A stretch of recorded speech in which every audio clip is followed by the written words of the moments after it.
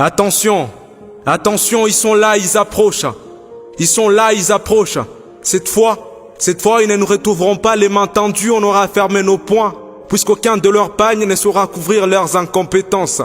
Attention, attention, ils sont là, ils approchent. Cette fois, on ne sera pas aveuglé par la noirceur de leurs costumes, puisque l'insécurité et les meurtres à répétition nous ont ouvert les yeux. Face à nos peines, ils sont restés indifférents.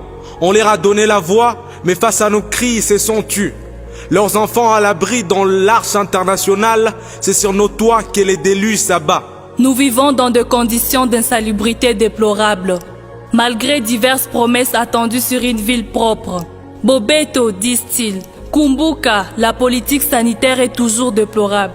Oui, Yebela, que chez nous c'est la non-collecte des ordures, obstruction des caniveaux, non-évacuation de l'eau pendant la saison de pluie, accumulation des ordures dans des quartiers, et que voyons-nous ensuite? Plusieurs maladies font ravage, le choléra, fièvre typhoïde et consorts.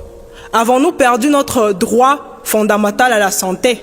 Comment comprendre qu'un pays avec autant de terres arables, avec autant de rivières, lacs et d'un immense fleuve, tous potables, que les gens meurent de la famine, de la malnutrition et que nous soyons incapables d'avoir l'eau potable dans nos robinets?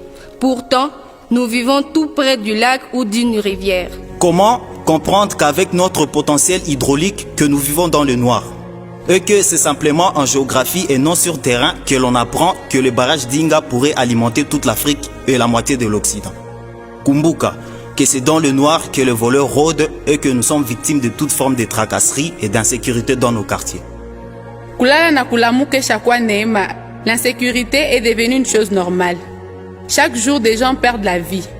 Kumbuka, l'espérance de vie d'un Congolais est devenue 24 heures renouvelable. Depuis plus de 25 ans, la population congolaise souffre des affres de la guerre. Les enfants délaissés, les femmes violées, les villages pillés, laissant les sangs des innocents couler ça et là. Notre société a actuellement besoin de personnes dignes de foi et de considération pour remédier à ces situations indélébiles. Avec tout ce qu'il y a comme affre, devons-nous encore vendre notre avenir pour un polo, un bout de pagne, un sachet de sel, un billet de banque ou juste parce qu'ils ont des slogans flatteurs?